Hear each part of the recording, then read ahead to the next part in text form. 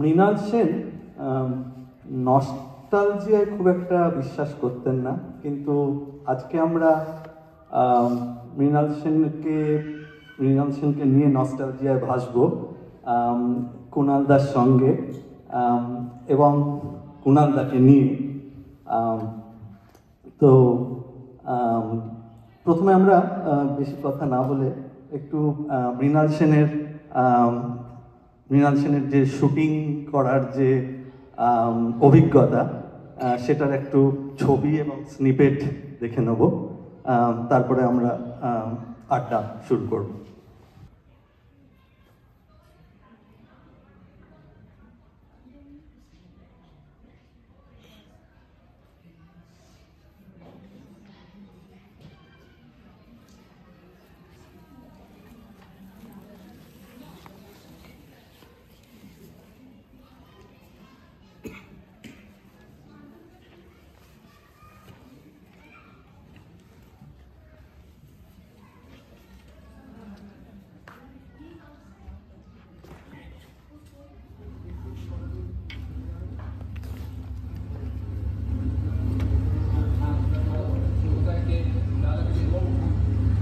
এই শুটিংটা হচ্ছে একদিন আচানক বলে ছবি। শ্রীরাম লাগো, উত্তরা বাউকার, রূপা গাঙ্গুলি। আচ্ছা Shima, this is almost yourself. Shima, আচ্ছা মা একটু ইয়ে করে বসবে। আচ্ছা মা, একটা কথা বুঝতে পারছো না, বাবার যদি সত্যি কিছু বলার থাকতো, আরতি বলে বাবা যদি সত্যি কিছু বলার থাকতো, আরতি তখন এখানে দেন সে তোর বাবা বলে না, আরতি যতটা না কাজ করে তার চেয়ে শব্দ করে বেশি। आरती काम कम करती है और शोर ज्यादा, तेरे बाबा भी तो कहते थे। सीमा, This is what you were reminiscing. You know, you were always, even she gets irritated, but not you. You immediately, she gets irritated, and you immediately remember what your husband used to say. He used to react to such things. কিন্তু তুমি কি করলে? তুমি সঙ্গে বলে হ্যাঁ যত না কাজ করে তার চেয়ে যে শব্দ করে বেশি, হ্যাঁ বলে তুমি উঠে পড়বে, আরো থেকে ধমক দেবে, মনে আছে? তারপর তুমি বেরিয়ে গেছিলে, আরো থেকে তুমি ধমক দেবে। বুঝতে পেরেছো? মা যেটা বলছে, মা is reminiscing, but then you are not, you are reacting to the instant happening. আচ্ছা, এবারে আমরা শুরু করি। তো কুণালদা, আমার তো এখানে একটা স্কুল তো ভাইয়ের সম্পর্কে বলছি, সেই অধিকার থেকে আমি শুরু করছি প্রথম প্রশ্নটা। তো কুণালদা, এই যে পরিবেশে বড় হওয়া, সেখান থেকে তোমার বইতেই আমরা প্রথমেই পড়ি ট্রামে করে ভোরবেলা বেরিয়ে একটা খেলা খেলেছিলে, বা মৃণাল সেন খেলেছিলেন তোমার সাথে। তো সেইটার ছোটবেলায় বড় হওয়ার সময়কার সেই যে ইন্টারাকশনসগুলো ছিল, এবং তার পরবর্তীকালে তোমার যে ম্যাসিভ চেঞ্জেস তোমার জীবনে হয়েছে, সেটা কিভাবে ইনকর্পোরেটেড হয়েছিল, হেল্প করেছিল? মানে গল্পটাও একটু বলো। ওটা শোনা যাচ্ছে তো? হ্যাঁ, ওটা সম্ভবত আমার ছোটবেলার সবচেয়ে পুরনো কোনো ঘটনা যেটা মনে আছে। তো স্বভাবতই সেটা ইট ক্রিয়েটেড অ্যান ইমপ্রেশন। আমি তখন কোথায়, আমার ঠিক মনেও নেই, হয়তো 6 বছর মতন বয়স। আমার বাবা নিজের জগতে থাকতো, সো আমার সঙ্গে খেলাধুলো ইত্যাদি এগুলো খুব বেশি যে করতো তা না। তা একদিন ভোরবেলা, শীতকাল, তখনও সূর্য ওঠেনি, হঠাৎ বাবা আমাকে ঠেলে তুলে বলল, বাবু তৈরি হয়ে নে, আমরা বেড়াতে যাব। তা আমি তো খুব এক্সাইটেড যে কিছু একটা বড় কিছু করবে। বাই দ্য ওয়ে, আমি একটা বলে নিই যে আমার বাবা আমাকে বাবু বলতো, তা সেই সময় আমাদের বাবার সমকালীন 3 জন ওই ধরনের ফিল্ম মেকার ছিলেন, সত্যজিৎ রায়, মৃণাল সেন এবং ঋত্বিক ঘটক। 3 জনেরই একটা করে ছেলে, 3 জনেরই নাম বাবু। এখন বাবুর মতন আনক্রিয়েটিভ নাম বাংলা ভাষায় আর নেই। অর্থাৎ এই 3 জনই তাদের ছেলের নাম দেওয়ার ব্যাপারে তাদের ক্রিয়েটিভিটি কতটুকু খরচা করেছেন বলতে। তো যাই হোক, তো বললো যে বাবু চল। আমি তাড়াতাড়ি করে তৈরি হয়ে নিয়েছি, আমি বেরোলাম। বেরিয়ে আমরা সাউথ ক্যালকাটায় থাকতাম, দেশপ্রিয় পার্কের কাছে।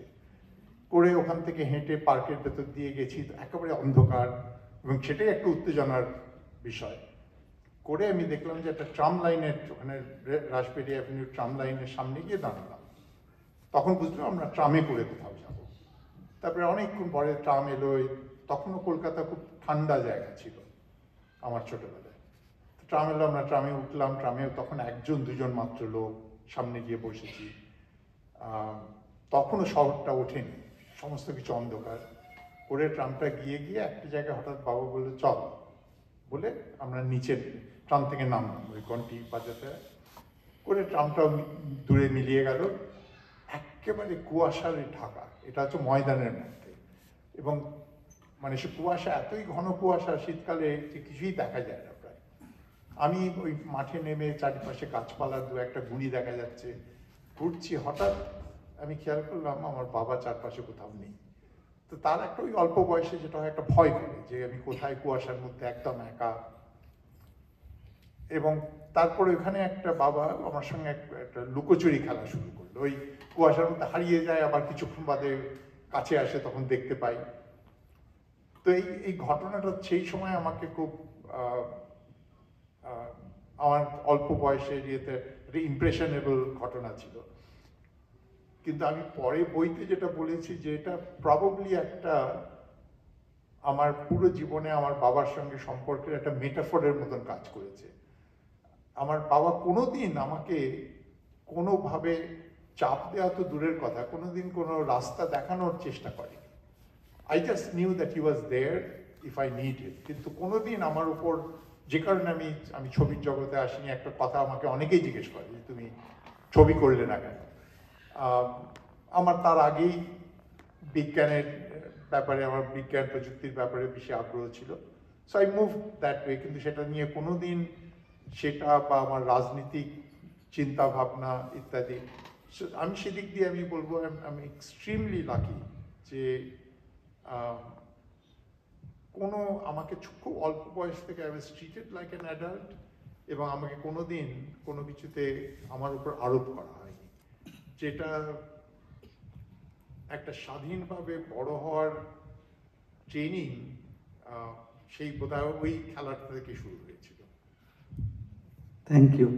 তোমার ছোটবেলায় মানে তোমাদের বাড়িতে বসার ঘরে বৈঠকখানায় আড্ডা বসতো, তাতে অনেক একসময় মৃণালবাবুর মানে পুরনো বন্ধুরা সব আসতেন, ঋষিকেশ মুখার্জি, শরীর চৌধুরী, তাপস সেন। তো তাদের সেই সব ঘটনা তোমার মানে সেই আড্ডাগুলোর তোমার মনে আছে কিরকম তার স্মৃতি?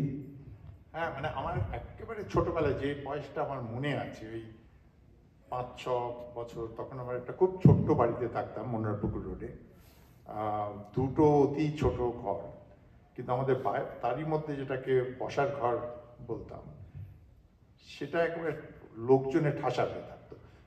বাবার একেবারে আমার জন্মের আগের যে বন্ধুর দল, যেটা হচ্ছে ঋষিকেশ মুখার্জি, শরীর চৌধুরী, ঋত্বিক ঘটক, এরা তখন সকলেই পকেটে একটা পয়সা নেই, কিন্তু প্রত্যেকেরই ছবি করার শখ, কোনোদিন সিনেমা বানাবে, এবং অথচ কোনো ট্রেনিং নেই, অ্যাবসলিউটলি কোনো ট্রেনিং নেই, কোনো প্রস্তুতি নেই, কিন্তু ওই একটা স্বপ্ন ছিল। মানে আইপিটিএর সময়কার যে বন্ধুত্ব। আমি যখন বড় হচ্ছি তখন অলরেডি ঋষিকেশ মুখার্জি বম্বেতে চলে গেছেন, শরীর চৌধুরী বম্বের দিকে চলে গেছেন বেশিটাই। বাবা তখন ওই 1-2টো ছবি করেছে, খুব সুবিধের নয় হয়তো, কিন্তু করেছে। সুতরাং সেই সময় বন্ধুর দলটা আরেকটু পাল্টে গেছিল, কিন্তু মানে it was an amazing experience to grow up in that. ওটাই আমার ছোটবেলার পড়ার ঘর ছিল। তো আমি ওই বসে থাকতাম, এই লোকগুলো প্রত্যেকেই প্রচণ্ড গুণী ক্রিয়েটিভ মানুষজন, বংশী চন্দ্রগুপ্ত, তাপস তাপস সেন, এরা সারাক্ষণ আমাদের বাড়িতে থাকতেন। আমাদের বাড়িতে আড্ডার বাড়ি ছিল, এবং সেটা আমি যবে দেশ ছেড়েছি ততদিন পর্যন্ত একই চলেছে। বাবা যে তার মধ্যে ছবি কখন করতো আমার একটু অবাক লাগে, কারণ আমাদের বাড়িতে লোক আসতে শুরু করতো সকাল 7টা থেকে, লাস্ট লোক যেত রাত 11টা সাড়ে 11টার পর। এই সারাদিন বাড়িতে একটা না একটা লোক আসছে। তো যে কারণে বাবা একটা সময় স্ক্রিপ্ট লিখতে গেলে বাড়ি ছেড়ে অন্য কোথাও গিয়ে স্ক্রিপ্ট লিখলেন, কারণ বাড়িতে কাজ করার মতন পরিবেশ ছিল না। তো হ্যাঁ, ওই মানে that was a amazing experience. এই কারণেই কি পাঠভবনে তো এখন ওখানে ক্লাস 5 অব্দি পরীক্ষা ছিল না? হ্যাঁ, মানে আমি যখন পাঠভবনে পড়ি, ওটা আমি ক্লাস 5-এ ঢুকেছি, তখন কিছু সাউথ পয়েন্টের বিপ্লবী টিচার তারা সাউথ পয়েন্ট ছেড়ে একটা নতুন খুব আদর্শগত দিক থেকে তৈরি করা একটা স্কুল, কেউই মাইনে নিতেন না। আমার প্রথম দিন মনে আছে, স্কুলে আমাদের টোটাল ছাত্র সংখ্যা ছিল 18 জন, টিচার সংখ্যা প্রায় সমান। তারা কেউই টাকা পেতেন না, এবং তারা কেউই স্কুলে পড়ানোর থেকেও অনেক বেশি খ্যাতি এবং গুণের মানুষজন, কিন্তু ওই খুব অল্প সামান্য ছাত্র নিয়ে শুরু। তোমরা কি প্রথম ব্যাচ? না, আমাদের আগে আরো দুটো, আমার থেকে ঠিক ওপরের ব্যাচটা ছিল হচ্ছে সন্দীপ রায়, আচ্ছা, সত্যজিৎ রায়ের ছেলে, ওদের ব্যাচ। তার আগে আরেকটা ব্যাচ। অমিত কুমারও কি ওই সময় ছিলেন? অমিত আমাদের ক্লাসে ছিল। আচ্ছা, অমিত আমাদের স্কুলের একটা কে খুঁজে বার করেছি জানি না, স্কুলের রেজিস্ট্রেশনের খাতা, প্রথম পাতাটা যে বাবা মারা এসে সই করে ঢুকিয়েছে, সেটা খুব মজার। মানে সত্যজিৎ রায় আছেন, আমার বাবা আছেন, কিশোর কুমার, রুমা গোটাগুপ্তা আছেন। এই বন্ধুর কথাতে মানে এত সব সময় বন্ধুরা ভিড় করতো, তো এখানে আরেকটু টুইস্ট দিয়ে যদি তুমিও একজনকে বন্ধু বলে ডাকতে, সেটা চৌহদ্দির ভেতরে, ঘরের চৌহদ্দির ভেতরে, কিন্তু বাইরে ঠিক ততটা হতো না, সেটা নিয়ে যদি কিছু বলো। হ্যাঁ, আমি কেন যে এটা কারোরই মনে নেই, আমার মা বাবা কারোরই মনে নেই, আমি আমার বাবাকে বন্ধু বলে ডাকতাম। সেটা যে কোত্থেকে এসছে সেটা কারোর স্মৃতিতে নেই। হয়তো কোনো এককালে খুব ছোটবেলায় খেলছিল, বাবা আমাকে বলেছে আমরা দুজন বন্ধু, so I picked it up করে আমি বন্ধু বলতাম, সেটা বাড়ির মধ্যে ঠিক ছিল। কিন্তু আমার বন্ধু বান্ধবের কাছে সেটা একটা খুব গোপন রাখার আমার প্রচন্ড চেষ্টা ছিল, কারণ বন্ধুরা জানলে আমার সবাই খ্যাপাবে। ওই সময় you want to be like everyone else. তো সে নিয়ে অনেকগুলো ঘটনা আছে। একটা ঘটনা আমার বইতে আছে, তখন বাবার কোনো একটা ছবির শুটিং হচ্ছে, সেই জন্য একটা ভ্যান ভাড়া করা হয়েছে। তো সেটা সরস্বতী পুজোর পরের দিন, তখন সরস্বতী পুজোর ভাসান ঠিক পরের দিনই হতো, এখন আর যেরকম হয় না। তো হঠাৎ বাবা বললো ওই গাড়িটা আছে, কাজ শেষ হয়ে গেছে, যে তোর বন্ধুদের সরস্বতী পুজোর ভাসান দেখাবো। I was very excited. আমার পাড়ার সব বন্ধুরা উঠেছে ভ্যানেতে, আমিও গেছি। আমরা কিছুক্ষণ ওই গঙ্গার ধারে গিয়ে ভাসান দেখলাম করে, ওখানে মেট্রো সিনেমার ঠিক গায়ে একটা গলি ছিল, সেই গলিতে নানান খাবারের দোকান আছে। তো আমরা গিয়ে ভ্যানটা ওইখানে দাঁড় করানো হয়েছে, বাবা আমাদের ওই কুলফি খাওয়াবে। তো আমরা সবাই, আমাকে বলা হয়েছে যে গাড়ি থেকে নামবে না, ভিড় রাস্তা। তো বাবা গিয়ে ওই কুলফি এনে সবাইকে দিয়েছে, আমরা খাচ্ছি। ইতিমধ্যে আমার এক বন্ধু বললো একটু জল খাও। এখন আমি দেখছি বাবা বহু দূরে দোকানের সামনে দেখতে পাচ্ছি, কিন্তু আমার গাড়ি থেকে নামা পারো, সেখানে দাঁড়িয়ে বোধহয় নামফাম দিচ্ছে। এখন আমাকে বলেছে জলের কথা, আমারই দায়িত্ব, আমার বাবা, আমি ডাকবো, এটাই আমার করার কথা। কিন্তু আমি কি বলে ডাকি? বন্ধু বলে ডাকলে আমার বন্ধুরা আমাকে খেপিয়ে শেষ করে ফেলবে। বাবা কোনোদিন বলিনি, সুতরাং সেটা একটা খুব লজ্জা আছে। আমি অনেক চিন্তা করে বললাম মৃণালদা। পরবর্তী জীবনে আমার সমস্ত কলেজের বন্ধুরা, হাই স্কুল এবং কলেজের বন্ধুরা সবাই আমার বাবাকে মৃণালদা বলেই ডাকতো। কারণ ওটে বাবাই কাকা টাকা বলবে, এটা একেবারে পছন্দ করতো না, বয়স বেড়ে যায় বলে। তো সবাই আমার মানে আমার সব বন্ধুরাই বাবাকে মৃণালদা বলেই ডাকে। আচ্ছা, তো এবারে তোমার বাবার থেকে একটু মায়ের কথায় আসবো। গীতা সেন, আমরা একটু গীতা সেনের একটু অভিনয় আমরা দেখে নেবো, তারপরে কথায় আসবো। এত রাত হলো এখনো ফিরল না। এটা একদিন প্রতিদিন। আচ্ছা, তো এই রোলটা সম্ভবত তৃপ্তি মিত্রের করার কথা ছিল বোধহয়, তারপরে তাকে পাওয়া যায়নি বলে বোধহয়। বাবা প্রথম তৃপ্তি মিত্রর কথা ভেবেছিলেন, তো ওকে যখন বাবা বলল, উনি গল্পটা শুনলেন, চরিত্রটা শুনলেন, শুনে জিজ্ঞেস করলেন যে কার চরিত্রটা বেশি ইম্পর্টেন্ট, মায়ের না যেটা শ্রীলা করছে। তো বাবা বলল, শুনুন, আপনার যদি এইটাই আপনার মনে হয় তাহলে আপনি করবেন না। তো বাবা তখন ওয়াকড অ্যাওয়ে ফ্রম দ্যাট। তখন মাকে এসে বলল। তো মা করার পর তৃপ্তি মিত্র একদিন মাকে ফোন করে বলেছিলেন যে ভাগ্যিস আমি করিনি, কারণ মানুষ একটা খুব ভালো অভিনয় দেখতে পেল। তো একটু মায়ের কথা বলো, মানে মায়ের যে লাইফ, ধরো উত্তরপাড়া থেকে আইপিটি এর, মানে এই যে তোমার যে মনে আছে। মা উত্তরপাড়ায় বড় হয়েছে, খুবই দুস্থ পরিবারে। মায়ের দুই ভাই বোন আছে, এক ভাই বোন এবং মা। বাবা সেই সময় কংগ্রেস আমলে দেশের কাজ করতেন, তখন স্বাধীনতা হয়নি। তো ওকে জেলে ছিলেন ভদ্রলোক, আমার দাদু। আমি কোনোদিন দেখিনি ওকে। তো সেই সময় যেটা জেলে থাকাকালীন ওর খুব অসুস্থ হয়ে পড়েন, প্রবাবলি টিউবারকুলোসিস হয়েছিল, টিবি। তো তখন ব্রিটিশ সরকার যেটা করতো, কেউ যদি জেলে থাকাকালীন পলিটিক্যাল প্রিজনার মারা যায় তাহলে ওদের একটু প্রবলেম হয়, তো ওরা ঠিক তার আগে ছেড়ে দিত। So when he was released, he was already very very sick. তখন আমার দাদুর বয়স 35 বছর মতো। তো হয়তো চিকিৎসা করলে বাঁচানো যেত, কিন্তু ওদের সেই অবস্থা ছিল না চিকিৎসা করার। তো আমার দাদু সেই সময় বাড়িতে বোধহয় 15-20 দিন থাকার পর মারা যান। তো সেটা একটা ঘটনা আছে যেটা আমাকেও পরে এফেক্ট করেছে। আমার মা কোনোদিন রসগোল্লা খেত না, তার থেকে আমিও কোনোদিন রসগোল্লা খাইনি আমার ওই মাকে দেখে।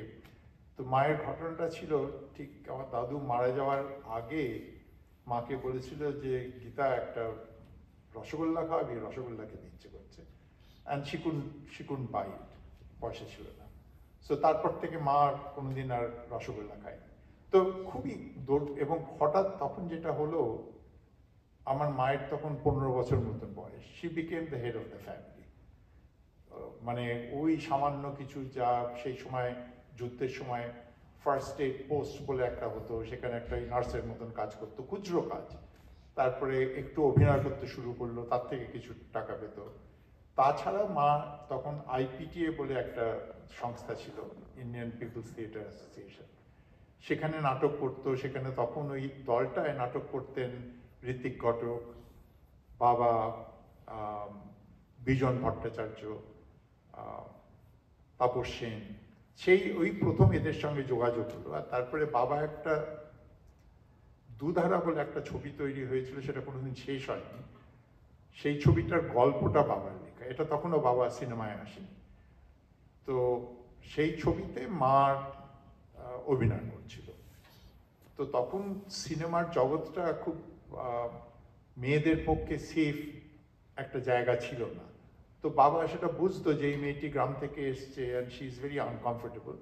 তো বাবা তখন ওই শুটিং হয়ে গেলে উত্তরপাড়াতে এসে পৌঁছে দিয়ে যেত। তার থেকে ওদের সম্পর্ক তৈরি হয়, প্রেম হয়। তো মায়ের সারা জীবনটা খুব পোড় খাওয়া জীবন, খুব কষ্টে কেটেছে। এবং আমি অনেক সময় দেখেছি, এই যেরকম যে সিনটা আপনারা দেখলেন, এরকম একটা কোন সিনের আগে শট নেওয়ার আগে মা উড আইসোলেট হারসেলফ, একটু দূরে গিয়ে ওই ভিড়ভাট্টার মধ্যে স্টুডিওর শুটিংয়ে একটু কোণে গিয়ে চুপ করে বসে থাকতো। আমি একদিন জিজ্ঞেস করেছিলাম যে তুমি কি চরিত্রটার কথা ভাবছো, অভিনয়টার কথা ভাবছো? মা বললো না, আমি আমার জীবনের কথা ভাবছি। মানে দ্যাট সেটার ইনটু দ্য মুড। এই যে সমস্ত মায়ের বড় হওয়ার এবং তারপরেও আমাদের অবস্থা, আমি হয়ে যাওয়ার পরেও প্রচণ্ড খারাপ অবস্থা ছিল। একটা গল্প আছে, সেটা তুমি বলছিলে, তখন আমাদের বাড়িতে, আমি তখন খুব ছোট, বেশ কয়েকদিন কোনো রান্না হয়, খাবারের মতন চাল টাল ছিল না। তো একদিন মা বাবাকে বলেছি যে আপনাকে যা করে হোক, ধার করে হোক, একটু চাল নিয়ে এসো। তো বাবা বলছে হ্যাঁ, আজকে আমি কোথাও থেকে একটা নিয়ে আসবো। তো মা তখন, বাবা বেরিয়ে গেছে, উনুনে রান্না হতো, উনুন গরম হতে সময় লাগে, তো উনুনটা ধরিয়ে হাঁড়িতে জল বসিয়েছে যাতে চালটা এলেই দিয়ে দেওয়া যায়। খুবই খিদে পেয়েছিল সকলের। I was protected. আমি খুব ছোট ছিলাম বলে যেটুকু থাকতো আমাকে ওরা সামলাতো। এবং আমার মামা পিস্তুত, আমার মায়ের পিস্তুত ভাই, তিনি অভিনয় করতেন, অনুপ কুমার। উনি আমাদের বাড়ির খুব ঘনিষ্ঠ ছিলেন, বেশিটাই আমাদের বাড়িতে থাকতেন। তো আমি অনু বলতাম, অনু প্রোটেক্টেড মি। সুতরাং আমি হয়তো অতটা টের পাইনি। তো যাই হোক, মা জল বসিয়েছে, জল ফুটছে, বাবা আসে না। তো মায়ের খুব মায়া হয়েছে যে নিশ্চয়ই প্রচুর জায়গায় টাকা ধার করার জন্য ঘুরে বেড়াচ্ছে। তো আবার জল কমে গেলে আবার একটু জল দিয়ে দিচ্ছে হাঁড়িতে। করতে করতে একসময় হঠাৎ বাইরে কেউ কড়া নাড়লো। তো মা গিয়ে খুলে তাকে, বাবার এক বন্ধু নৃপেন গাঙ্গুলি, তিনি এসছে। বললেন মৃণাল কোথায়? তখন মা বলেছে ও একটু টাকা জোগাড় করতে বেরিয়েছে, এই গল্পটা বলেছে। বলে দূর, ও তো আমাদের সঙ্গে পার্কে বসে আড্ডা মারছিল, তারপর বললো আসছি। তো মা তখন, মানে অবভিয়াসলি শি ওয়াজ ডেভাস্টেটেড। তো মা উনুনটা বন্ধ করে জল দিয়ে শুতে চলে গেছে। কিছুক্ষণ বাদে বাবা এসে বললো যে গীতা, অনেক চেষ্টা করলাম, কিছু পেলাম না। তখন মা বললো নৃপেন এসেছিল। বাবা বললো শালা। তো ওদের মানে অভাব ছিল, কিন্তু তার ভেতরেও একটা প্রচন্ড উত্তেজনা ছিল, ভালো কিছু করবে, ছবি করবে। That's what kept them alive and active. তো এই ইয়েতেই নৃপেনের নাম আসলো যখন, নৃপেন কাকা, এখানে মানে একটা রিউমার থাকে যে যারা আর্ট ফিল্ম করে, সিরিয়াস করে, তাদের সেন্স অফ, তারা খুব হিউমারে বিশ্বাসী নয়। তো সেটা হয়তো এই ক্ষেত্রে নয়, কারণ কিছু গল্প আমরা জানতে পেরেছি তোমার বই থেকে। এই নৃপেন কাকার এই গল্পটা শুনলাম, বা শাবানাজ, মিস্মিতা পাতিলের যে নোট সুইচ করে দেওয়াটা, তো এরকম যদি কয়েকটা গল্প বলো। হ্যাঁ, মানে হিয়ার স্ট্রেঞ্জ, প্রথমত খুব অকওয়ার্ড লোক ছিল। একবার, এটা ওই গল্প নয়, একবার ওরা, বাবা আর আমার মামা অনুপ কুমার ট্যাক্সি করে কোথাও যাচ্ছে। তো বাবা খুব এক্সাইটেড হয়ে কোনো একটা ছবির কথা বলছে, তো his concentration was on that. তো করতে করতে সিগারেট খাচ্ছিল। ওই তখনকার যারা সেই সময়কার কলকাতার ট্যাক্সিগুলো জানে, ওই পেছনের সিটের একটা ফ্লিপ করা অ্যাশট্রে থাকতো। তো বেশিরভাগ সময় ট্যাক্সিওয়ালারা ওই অ্যাশট্রেটাকে খুলে দিত, কারণ তারা ডিসকারেজ করতো লোকে গাড়িতে সিগারেট খাবে। তো বাবা সিগারেটটা টেনে ওই ফুটোটা যেটা আছে, যেখানে অ্যাবসেন্স অফ অ্যাশট্রে, সেখানে সিগারেটটা ফেলে দিয়েছে। তখন আমার মামা বলল, মৃণালবাবু কি করলেন? ওকে মৃণালবাবু বলতো, কি করলেন কেন? বলে দেখছেন এখানে ছোবরা আছে, আগুন লেগে যাবে তো। বললো ও, চলো নেমে পড়ি। আমার মামা ওয়াজ মোর রেসপন্সিবল। ও গাড়িটা দাঁড় করিয়ে একটা সোডার দোকান থেকে এক বোতল সোডা কিনে ওখানে ঢেলে পারেনি।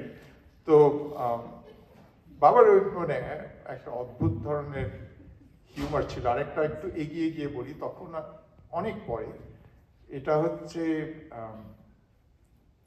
তখন আমার বাবার বয়স 67, 68, আমার মায়ের বয়স 60। তো সেই সময় আমার মায়ের একটা সার্জারি হবে। তো ওখানে একটা উডল্যান্ড বলে একটা নার্সিংহোম আছে, সেখানে মা ভর্তি হয়েছে। তো বাবা বিকেলে দেখা করতে গেছে।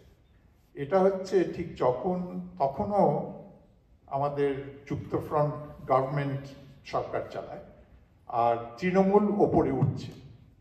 তো বাবা একদিন এই নার্সিংহোমে গেছে দেখা করতে, গিয়ে দেখে প্রচুর প্রেসের লোকজন। তো কাউকে একটা জিজ্ঞেস করেছে, বললো যে ওই দিদি মানে আমাদের এখনকার চিফ মিনিস্টার, উনি ওখানে কোনো প্রোটেস্ট করতে গিয়ে আঘাত পেয়েছিলেন, তো উনি এসেছেন, সেই জন্য এত সব লোকজন। তো যাই হোক, বাবা উপরে গেছে, মায়ের সঙ্গে দেখা করে চলে এসছে।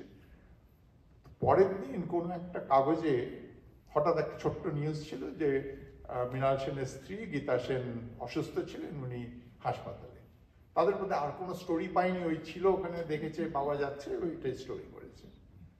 তো তখন অবভিয়াসলি ওটা পড়ে প্রচুর লোক বাড়িতে ফোন করতে শুরু করলো যে গীতাদি কি হয়েছে, মাসিমার কি হয়েছে, বৌদির কি হয়েছে। তো কিছুক্ষণ বাবা উত্তর দিয়েছে কি হয়েছে, একটা সার্জারি হয়েছিল। তারপর এক সময় গিয়ে হি গট ফেড আপ। তারপর থেকে যারাই ফোন করতো বলতো গীতার বাচ্চা হবে। তারপরে আর কেউ, যদিও হচ্ছে ইনক্রেডিবল স্টোরি, 60 বছর বয়স আমার মায়ের, কিন্তু ওটার পরে লোকে আর ঘাটাতে সাহস করে না, তারা চুপ করে যায়। আরেকটা কি গল্প, ও হ্যাঁ, সেটা একটা হয়েছিল তখন সামবেরেগের একটা ছবির শুটিং হচ্ছে মান্ডি বলে হায়দ্রাবাদে।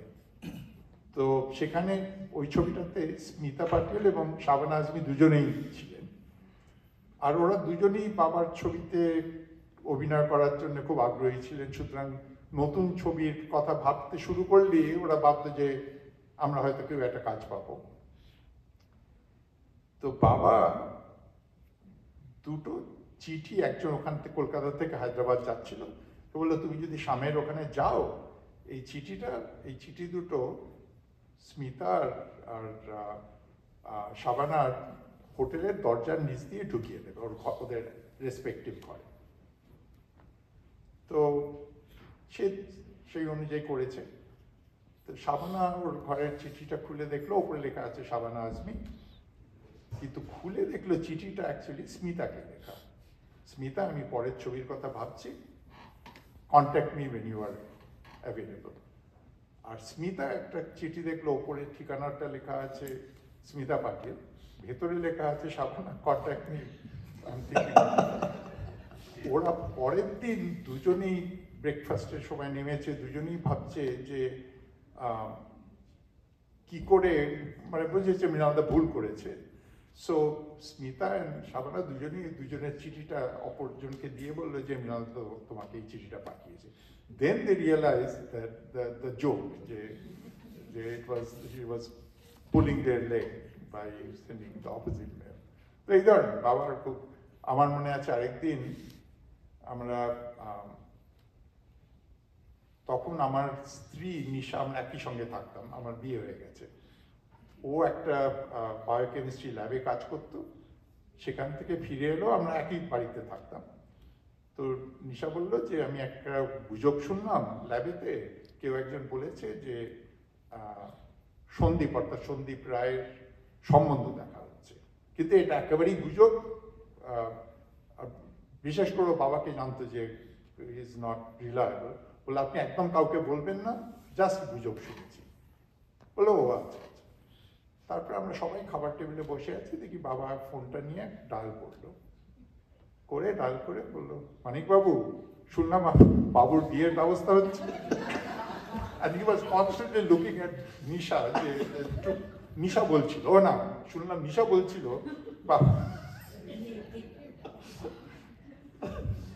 আচ্ছা, আমরা এবার একটু, তুমি বলছিলে যে ওই ময়দানে কুয়াশায় হাত ছেড়ে দেওয়া এবং ধরার সেই জায়গাটা থেকে যে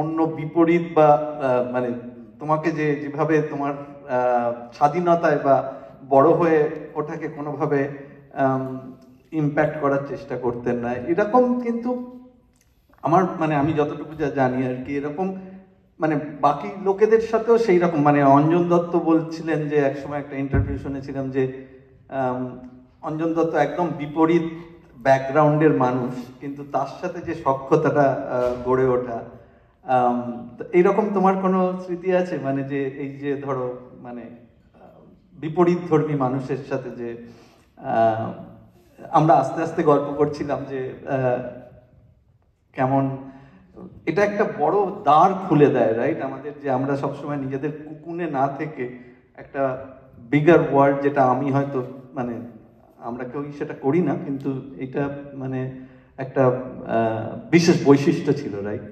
হ্যাঁ, সেটা আমি মানে আমার আমি বাবার খুব বড় ক্রিটিকও ছিলাম, কিন্তু এই একটা গুণ ছিল যেটা আমি নিজে জীবনে এমুলেট করার চেষ্টা করেছি, কিন্তু পারিনি।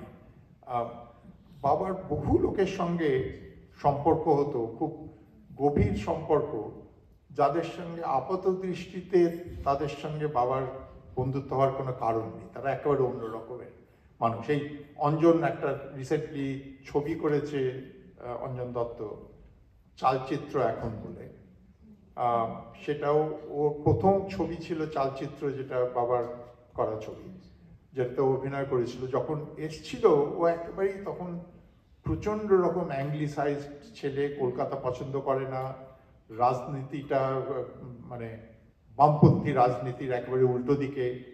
সুতরাং there was absolutely no reason কেন বাবার সঙ্গে ওর বন্ধুত্ব হবে।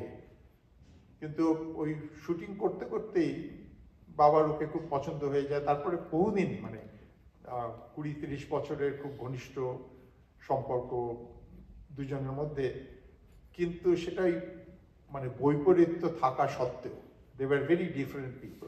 তো এটা আমি বহুবার দেখেছি, বাবার এরকম বহু লোকজনের সঙ্গে একটা ঘনিষ্ঠতা হয়, সকলের সঙ্গে হয় না, মানে he was also very pungent about many people, কিন্তু যাদের সঙ্গে হয় তাদের ওপর তাদের সঙ্গে বন্ধুত্ব হওয়ার হয়তো কথা নয়।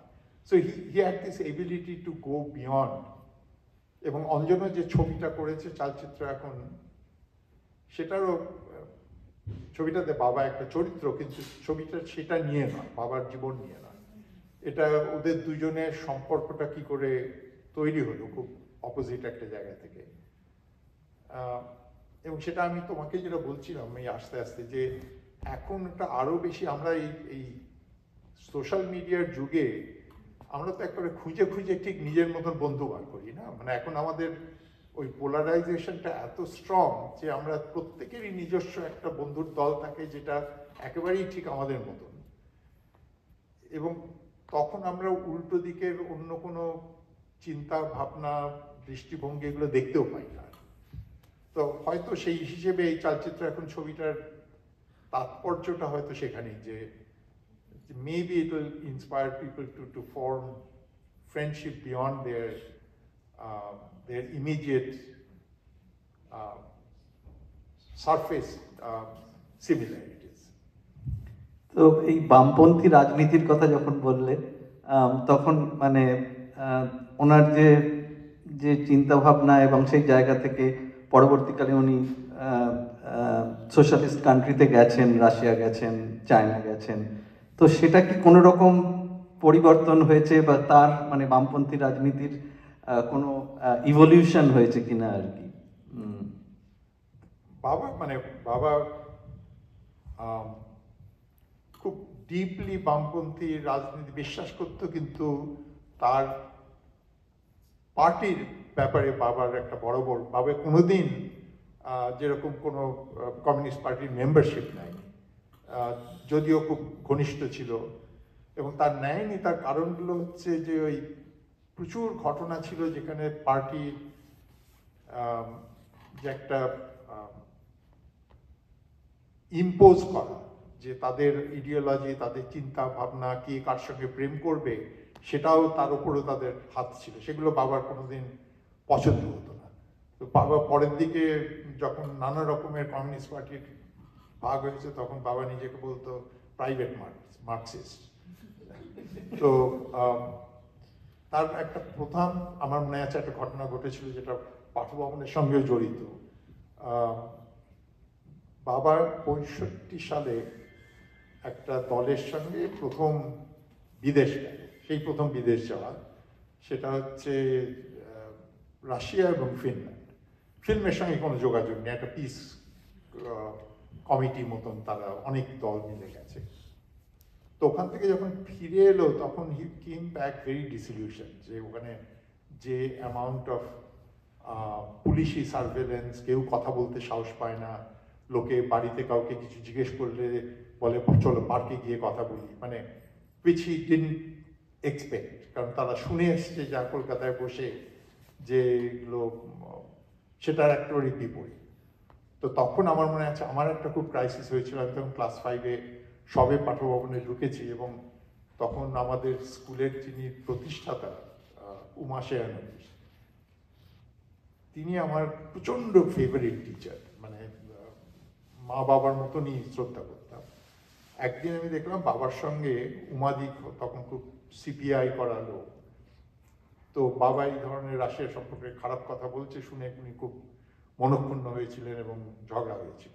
তো আমার সেটা একটা ক্রাইসিস হয়েছিল যে কোন দলটা, কোন সাইডটা নেব, মানে একদিকে টিচার একদিকে বাবা। তো তারপরে একটা ঘটনা ঘটে, 77 সালে ওরা মা বাবা দুজনেই চায়না গেছিল। চায়নাতে তখন হচ্ছে জাস্ট ওই গ্যাং অফ 4 ফল করেছে, মাওসেতুং একটু বাতিলের দিকে, সেই ট্রানজিশনের সময়। তো এইবারে হি কেম ব্যাক ট্রিমেন্ডাসলি ইমপ্রেসড, কারণ ওখানে যা দেখেছে সেগুলো আমি সব ডিটেলসে যাচ্ছি না। He was very very impressed, he came back, যেটা একটা নতুন রকমের সমাজ দেখলাম। তখন আমি বরাবরই বাবাকে খুব কন্ট্রারিয়ান পজিশন নিতাম। আমি বললাম যে তুমি যা দেখেছো সেগুলো খুব ভালো গল্প, কিন্তু এটা তো ওরা তোমায় দেখিয়েছে, তুমি কি নিজে ঘুরে দেখতে পেরেছো? তো he realize that there was a problem, যে সত্যি নিজে থেকে দেখে। কিন্তু সেখানে একটা ঘটনা ছিল, সেটা কিভাবে এইগুলো ছবির মধ্যেও চলে আসে। ওরা ওই মাওসেতুংয়ের একটা মুসেলিয়াম আছে ওখানে, যেখানে মাওসেতুংয়ের মৃতদেহটা ওই প্রিজার্ভ অবস্থায় রাখা আছে।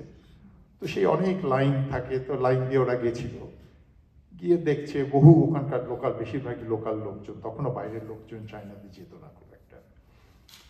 তো বাবা দেখলো যে মার চোখে জল এসে গেছে, ওইখানে দাঁড়িয়ে মা কাঁদছে।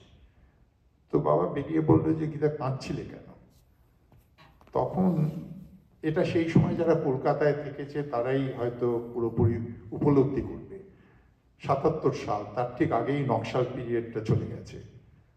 তো মা বলল যে আমি ভাবছিলাম যে এই লোকটার কথা ভেবে কতগুলো ছেলে প্রাণ দিয়ে দিল, যে যারা খুব নকশাল করতো, যারা কত ছাত্র মারা গেছে সেই সময় এই লোকটাকে বিশ্বাস করে। তো অনেক পরে বাবা একটা ছবি করে মহাপৃথিবী বলে, যেটা হচ্ছে বার্লিন ওয়াল যখন ফল করলো সেটার পরিপ্রেক্ষিতে। সেখানে একটি মা, ছবির গোড়াতেই সেটা আমার মা করেছিল, আত্মহত্যা করেছে, কিন্তু ছবিটার মেন বিষয়বস্তু হচ্ছে যে কেন আত্মহত্যা করলো কেউ বুঝছে না, তার জীবনে এমন কোনো ঘটনা ঘটেনি যেটাতে আত্মহত্যা করার কথা।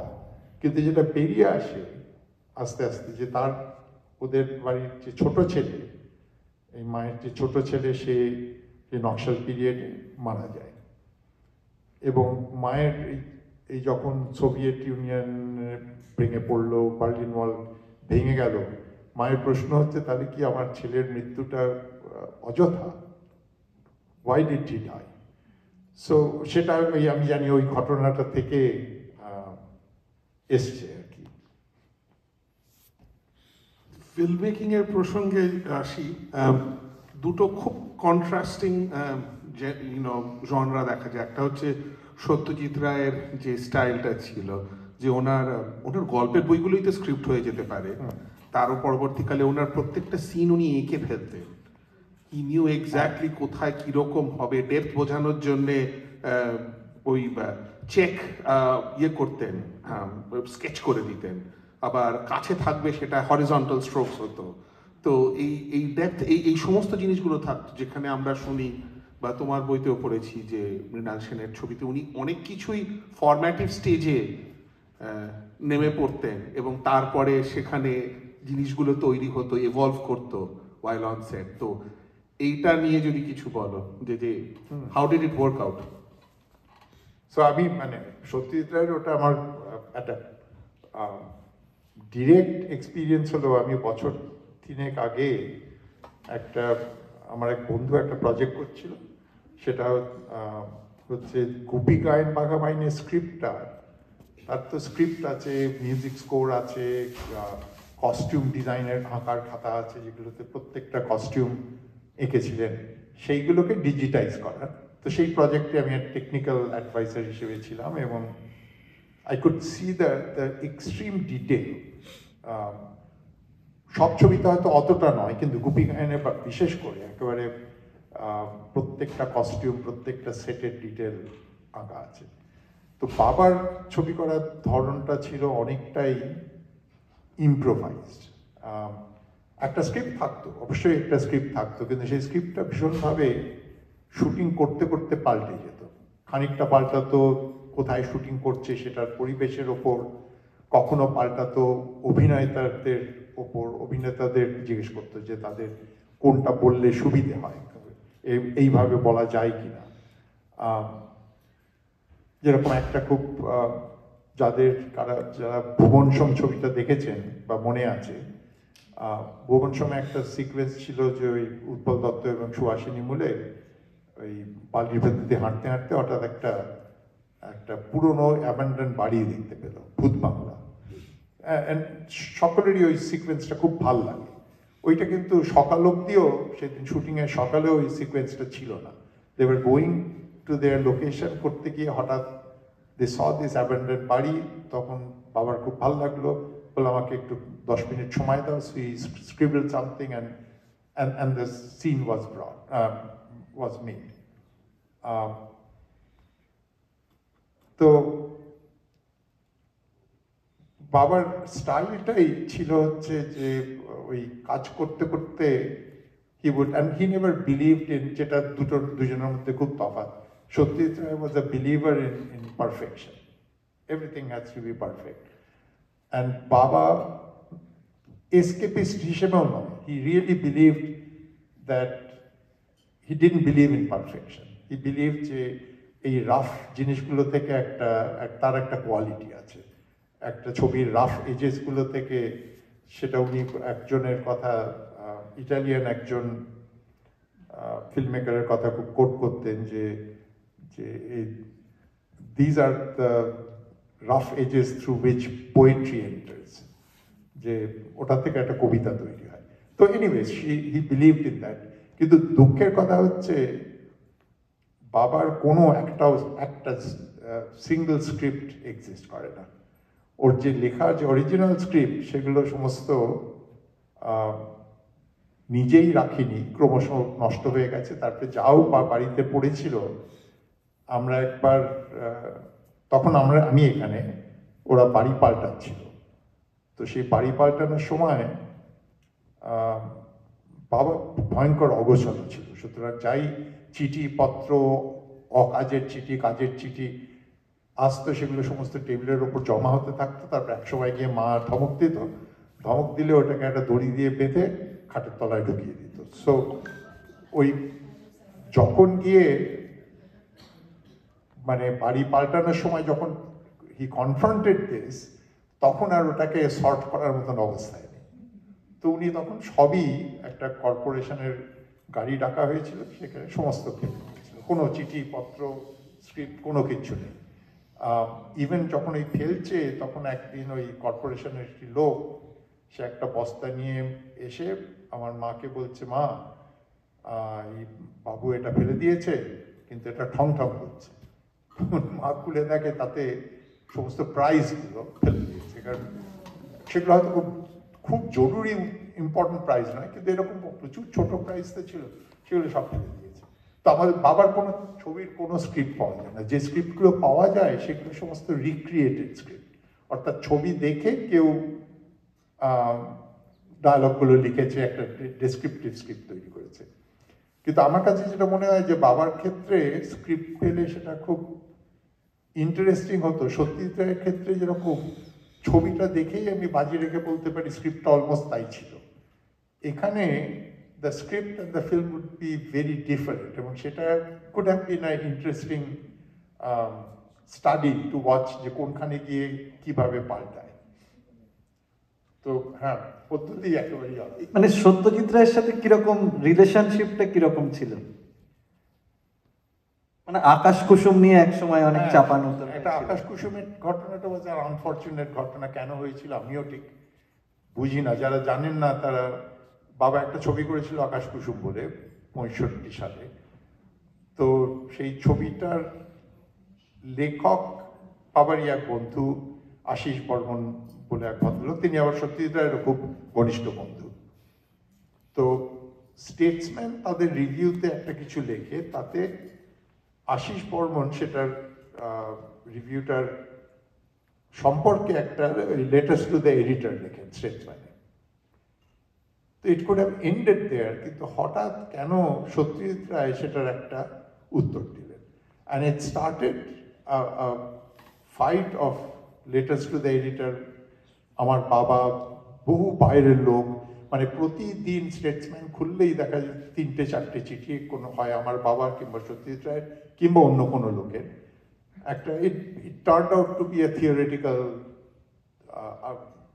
আর্গুমেন্টও বলবো না, ইট অলমোস্ট বিকেম আ ঝগড়া। মেটেরিয়াল অত নয়, সো মাচ সো যে প্রায় 35-30 মানে দেড় মাস মতন বাদে স্টেটসম্যানের এডিটর একদিন একটা লিখলো যে এই বিষয়ে আর কোনো ছাপা হবে না। মানে সেটা পুরো একটা কান ফেস্টিভ্যাল, ওরা একবার একটা পুরো কম্পাইল করে ছেপেছিল পুরো সবকটা চিঠি। সো সেই সময় রিলেশনশিপটা একটু টেন্স হয়ে যায়, কিন্তু ইট ওয়াজ আ কনজিনিয়াল এবং খুব মিউচুয়ালি রেসপেক্টফুল সম্পর্ক ছিল। লোকে প্রবলেমটা হয় এদের দুজনকে নিয়ে না। আমাদের বাঙালির চরিত্র একটা আছে, সে ইলিশ মাছি হোক আর ইস্ট বেঙ্গল মোহনবাগান হোক, আমরা বাইনারি দলে বিশ্বাস, সৌমিত্র উত্তম। সৌমিত্র উত্তম। মানে তুমি যদি এটা বিশ্বাস করো তাহলে অন্যটা তোমার ভালো লাগতে পারে না আর কি। তো ওদের চারপাশে একটা সময় ওই 1970s থেকে একটা দল, সত্যজিৎ রায়ের চারপাশে একটা দল থাকতো যারা সারাক্ষণ ওর বাড়িতে যেত, তারা বাবার নিন্দে করতো, এবং আমাদের বাড়িতে কিছু লোক আসতো তারা সত্যজিৎ রায়ের নিন্দে করতো। এই একটা ক্ল্যানিশনেস শুরু হয়েছিল। সেইটা probably affected the atmosphere more than ওদের দুজনের সম্পর্ক। এই ওই ছদ্মবেশী সিনেমায় বলতে শোনা যায় উত্তম কুমারকে আপনার আবার মশায় বাঁচে নাকি? তো প্রচুর। তো এখান থেকে আরেকটু যদি এগিয়ে যাই মিউজিক বানানোর ক্ষেত্রে, যে সত্যজিৎ রায় যেরকম মেজার্স থেকে আরম্ভ করে কটা বার গ্যাপ পড়বে, কটা মানে প্রত্যেকটা তালের হিসেব থাকতো, প্রত্যেকটা মাত্রার হিসেব থাকতো, ওনার সেইখানে আবার মিউজিকে দেখা যায় যে অনেক কিছুই বেশ ফ্রি ফ্লোয়িং, পোয়েট্রিকে গান হয়ে গেছে সেই রকম। সেটা নিয়ে যদি কিছু বলো।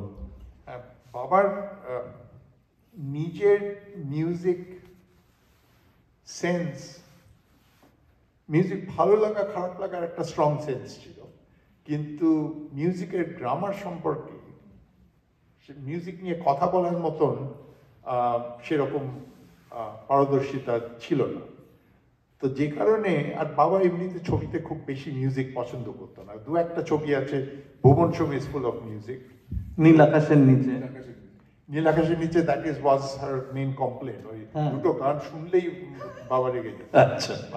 মানে ওটা হেমন্ত মুখার্জি একটু চাপ দিয়ে তখন সবে নতুন ছবি করছে, বাবা ডিডন্ট ওয়ান্ট ইট। মানে যে কারণে তুমি ছবিটা দেখলেও দেখবে মিউজিকটা অলমোস্ট আরোপিত, ওটার সঙ্গে গল্পর কোনো যোগাযোগ নেই, বাইরে ঝুলছে আর কি। তো বাবা তারপর থেকে খুব কম মিউজিক পছন্দ করতো। তো সেটা নিয়ে একটা খুব বড় ঝামেলা হয়েছিল। একবার একটা ছবি করেছিল mid-80s জেনেসিস বলে। আচ্ছা, জেনেসিসটা আমরা একটুখানি দেখব। বাবার একটা এক্সপেরিমেন্ট করার সাহস ছিল। ওর একটা খুব বিখ্যাত এসে আছে, ফ্যামিলি প্রাইভেট প্রপার্টি কি যেন। তো basically he tried to make a fictional version of that এসে।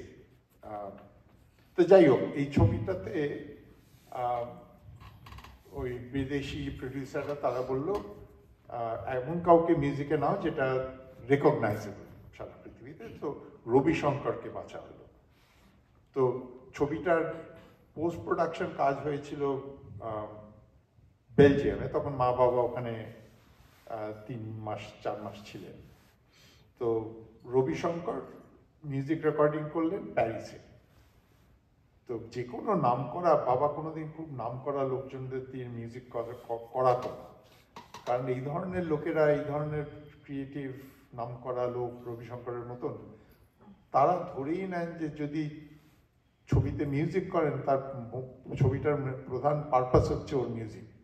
মানে দে বিকাম টু সেলফ ইন্ডালজেন্ট। তো ওকে আটকানো যায়নি রবিশঙ্করকে, তিনি প্রায় পুরো ছবিটাই মিউজিক দিয়ে ভরিয়ে দিয়েছেন, যেটা রেকর্ডিং হয়েছে। তো বাবা তারপরে এডিট করার সময় বাবার এই সিকোয়েন্সটা যেরকম আওয়াজগুলো, যেগুলো ন্যাচারাল আওয়াজ, ওই কলসির আওয়াজ, সেটাই বেশি ভাল লেগেছিল। So mostly he kept that, music বেশিরভাগই বাদ দিয়ে দিয়েছিল। তারপরে ছবিটা প্যারিসে রিলিজ করেছে, তখন রবিশঙ্কর ওর মিউজিশিয়ান আন্দ্রে প্রেভিন ইত্যাদি খুব বিখ্যাত লোকজনকে নিয়ে দেখতে গেছেন হলে। দেখে দেখেন যে ওর প্রায় মিউজিক নেই বললেই চলে। তো তখন উনি ফিরে এসে একটা খুব রেগে বাবাকে ফোন করেছিলেন যে আমার বন্ধু বান্ধবের সামনে আপনি আমাকে চটি খুলে গালে চটি মেরেছেন, করার নেই। ইট ওয়াজ অলরেডি ডান। হ্যাঁ, বাবার ছবিতে মিউজিকের ব্যবহার, ভুবন সোম একমাত্র ব্যতিক্রম যেখানে there was a very creative musician, বিজয় রাঘব রাও, ওটাতে অনেক বেশি মিউজিক আছে।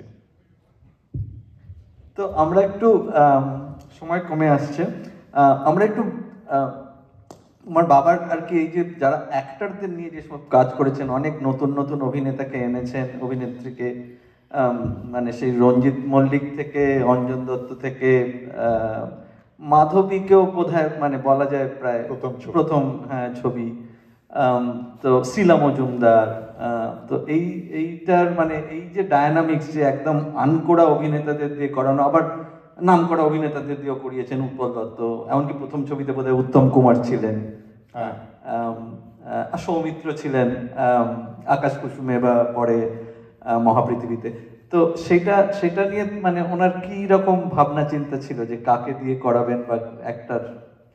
প্রথম দিকে তো বেশিরভাগ ছবিতেই নতুন লোক নিত, এবং তার প্রধান কারণটা ছিল বাবা কোনোদিন চাইতো না যে অভিনেতার যে একটা নিজস্ব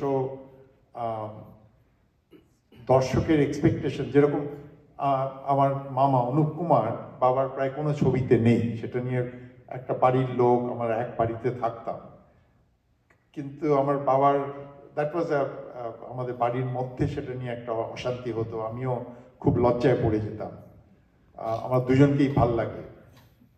তো বাবার বক্তব্য ছিল যে ওই রকম একটা লোককে নিলে মানে স্ক্রিনেতে যেই অনুপ কুমারের মুখ আসবে লোকে তখনই হাসতে শুরু করে, যে মানে চরিত্রটা এস্টাবলিশ করার আগেই সেই লোকটা একটা চরিত্র নিয়ে ঢোকে, যে কারণে উনি ওই ধরনের অ্যাক্টরদের অ্যাভয়েড করতেন, কমার্শিয়ালি সাকসেসফুল অ্যাক্টরদের। আরেকটা ছিল হচ্ছে যে ওই একটা খানিকটা অহংকার ছিল যে আমাকে যেই অ্যাক্টরই হোক, অ্যাক্টিং করতে পারুক না পারুক, আমি ছবিতে তাকে ভালো লাগবে। এবং সেটা খানিকটা, আজকে যে আমার মনে আছে রঞ্জিত যখন প্রথম ইন্টারভিউ ছবিতে করেছে একেবারেই অভিনয় করতে পারতো না, পরে আস্তে আস্তে রঞ্জিত মল্লিকের অনেক উন্নতি হয়েছে, কিন্তু সেই সময়ে ওই প্রথম ছবিতে মানে প্রতিদিন বকুনি খেত, এত বকুনি খেত যে আমাদের লজ্জা করতো পাশে বসে। তো কিন্তু রঞ্জিত ওই ছবির জন্যে one of the first Indian actor to get a major international Best Actor award. Carldovi Valley Film Festival, he got the Best Actor. So ওই একটা ধারণা ছিল যে ঠিক আছে আমি এডিটিং দিয়ে বলে করিয়ে একরকম অভিনয়, সেটা এক ধরনের অভিনয়। পরে যখন বাবার ছবিগুলোর গল্পগুলো অনেক জটিল হতে শুরু করলো, পরের দিকের ছবি, তখন he started only relying on established really good actor, এই শাবানা, স্মিতা, আমার মা, ওমপুরি, এই ধরনের অ্যাক্টরদের, কিংবা কলকাতাতে ওই ধরনের ভালো অ্যাক্টর। কারণ সেখানে এই যে প্রথমেই তুমি যে সিকোয়েন্সটা দেখালে, যে অভিনয় দেখাচ্ছে, তুমি খেয়াল করবে অভিনয় দেখাচ্ছে না, বাবা যেটা সিচুয়েশনটাকে বোঝাচ্ছে, যে তার সাইকোলজিটা কি। হ্যাঁ, আমি অনেক সময় দেখেছি, আমি একবার মনে আছে শাবানার সঙ্গে খান্ডাহারের শুটিংয়ের সময় একটা খুব ইন্টেন্স শটের আগে বাবা শাবানাকে ডেকে নিয়ে গিয়ে ছবির কমপ্লিটলি বাইরে অন্য গল্প বলতে শুরু করলো, যে গল্পগুলো মেজাজটাকে তৈরি করে, যে যে যে মেজাজটা বাবা আনতে চাইছে, কমপ্লিটলি ইন্ডিপেন্ডেন্ট অ্যানেকডোটস। সো এদের সঙ্গে যেটা করা যেত, যে ভালো অ্যাক্টরদের সঙ্গে, সেটা নতুন অ্যাক্টরদের দিয়ে করা যায় না। নতুন একটা ভালো অ্যাক্টরও হয়, যেরকম মিঠুনকে নিয়ে যখন প্রথম করেছিল, he was already a very accomplished actor, he is a very good actor তখন অলরেডি, এবং ওকে ওই দেখেই পছন্দ হয়েছিল। পুনা ফিল্ম ইনস্টিটিউটে বাবা গেছিল কোনো কারণে, সেখানে ওদের ওই ডিপ্লোমা ছবিগুলো দেখছিল। কিন্তু মমতা শঙ্কর আর্ন করেছিলেন তখন, একেবারে আর্ন করা, মমতা শঙ্কর কমপ্লিটলি আর্ন করা সেই সময়। কিন্তু মমতার তো তবু একটা নাচের ব্যাকগ্রাউন্ড আছে, নাচ ওদের বাড়িতেও পারিবারিক একটা অভিনয় না হলেও পারফর্মিং আর্টসের একটা এক্সপিরিয়েন্স আছে। প্রায় সময় শেষ। আমাদের সময় প্রায় শেষ হয়ে আসছে। মানে তোমার, মানে ওভারঅল তোমার যে বেড়ে ওঠা, মানে বাবার সাথে, এবং যেভাবে তুমি ওনাকে মনে রেখে দেবে আজীবন, মানে সেটা সেটা সেটা তোমার মানে কি মনে হয়, কিরকম মানুষ মৃণাল সেন? এটা তো আসলে মুশকিল হয় কি, মানে আমার কাছে তো একটা মানুষ মৃণাল সেন, কিন্তু আমি আমার পক্ষে তার আবার একটা যে পাবলিক আইডেন্টিটি আছে, সেটাকেও তো বাদ দেওয়া যায় না। আজকে যে কোনো নাম করা লোকের সব কিছুই আলটিমেটলি পাবলিক হয়ে যায়। আজকে ধরো আমার অনেকগুলো প্রাইভেট গল্প ছিল, এই যে আমি আজকে বললাম কি আমি বইতে লিখেছি, তাতে that becomes a public property now. আমার বাড়িতে যা ছবি আছে বাবার সঙ্গে, বাবারকে জড়িত, সেগুলো সবই is also in the public space. সুতরাং একটা পয়েন্টে গিয়ে নাম করা লোক, পরিবারের লোক হলেও তারা আর পার্সোনাল প্রপার্টি থাকে না। আমি তোমাকে আগে আসার সময় একটা গল্প বলছিলাম, ওই সৃজিত মুখার্জি একটা বাবার ওপর ছবি করেছে, একটা বায়োপিক, পদাতিক বলে, এখনো রিলিজ হয়নি, এখন ইনফ্যাক্ট এক্ষুনি বোধহয় নিউ ইয়র্কে দেখানো হচ্ছে, আমিও দেখিনি। তো সেটা যখন আমার সঙ্গে অনেকবার সৃজিত কথা বলেছে, বলে একদিন আমি ফেসবুক দেখলাম ওদের যে ফিল্ম কোম্পানি, তারা কিছু ছবি পোস্ট করেছে অন ফেসবুক, সেটা হচ্ছে ওদের অ্যাক্টিং অ্যান্ড মেকআপ টেস্ট। আমি দেখছি যে আমার বাবার একটা ছবি, তার পাশে যে অ্যাক্টর করছে তার ঠিক ওই একরকম ভাবে সাজিয়ে গুছিয়ে একই রকম দেখতে একটা ছবি। তারপরে আরেকটু স্ক্রোল করে দেখি বাবার আরেকটু অন্য বয়সের একটা ছবি, সেটা আরেকজন অ্যাক্টর যে করছে তার একটা ছবি। করতে করতে this is a very awkward experience, মানে আমি যাকে আমি বাড়ির লোক হিসেবে জানি, তাকে নকল করছে আর একটা লোক ইন আ পাবলিক ফোরাম। তারপরে দেখি মায়ের একটা ছবি, সেটা আরো আমার অস্বস্তি হচ্ছিল, কারণ মায়ের সঙ্গে আমাদের সকলেরই একটা, মায়েদের সঙ্গে আরো ঘনিষ্ঠ সম্পর্ক থাকে। সেখানে দেখি মায়ের পাশে আরেকটি অ্যাক্ট্রেস, তার একই রকম দেখতে। তারপরে গিয়ে দেখি একটা ছবি, যেটা আমার একটা ছবি এবং পাশে, and this is a absolutely absurd experience. মানে খুব কম লোক বোধহয় এটা has to face this, কারণ ইউজুয়ালি এই ধরনের ছবি অনেক পরে গিয়ে হয়, তখন তার ডিরেক্ট চেনা কেউ, আর আজ যদি 30 বছর পরে এই ছবিটা হতো, কোনো বাবার কোনো পরিচিত লোক আর বেঁচে থাকতো না, আমরা কেউ বেঁচে থাকবো না। তো তো সেই রকম মানে খুব ঘনিষ্ঠ লোক যদি নাম করা হয়ে যায়, তখন ইউ লুজ দ্যাট। আর খুব শুধু পার্সোনাল জায়গায় থাকে না, কিছু থাকে। আমি এই বইতে লিখেছি যেরকম বাবার গায়ের যে গন্ধটা, সেটা আমার এখনো নাকে লেগে আছে, সেটা is not share, that will never be shared, that will always remain my personal position. Thank you. হ্যাঁ, মানে সত্যি এটা দারুণ একটা আড্ডা হলো। আমাদের সময়ের জন্য অনেক কিছু জিনিস নিয়ে কথা বলার ছিল, সেটা আর হবে না, এখন টাইম 8:30 বেজে গেছে প্রায়। তো সেই জন্যে মানে ভীষণ ভীষণ ভীষণ ধন্যবাদ কুণালদা, এরকম একটা আড্ডার পরিসরে একটু মানে মৃণাল সেনকে জানা, তোমাকে জানা। তো সেটাই মোটামুটি আজকে এইটুকু থাক। আপনারা যদি কোনো প্রশ্ন থাকে, আমরা কিছু প্রশ্নোত্তর জায়গায় যেতে পারি। তো কিছু প্রশ্ন আমিও তোমাদের দুজনকে এবং সবাইকে ধন্যবাদ দিচ্ছি আসার জন্যে। আমার কোনো যোগ্যতা নেই এই ধরনের জায়গায় আসার, কিন্তু এটা একটা স্কুল তো কানেকশনে আমার পক্ষে না বলারও উপায় ছিল না।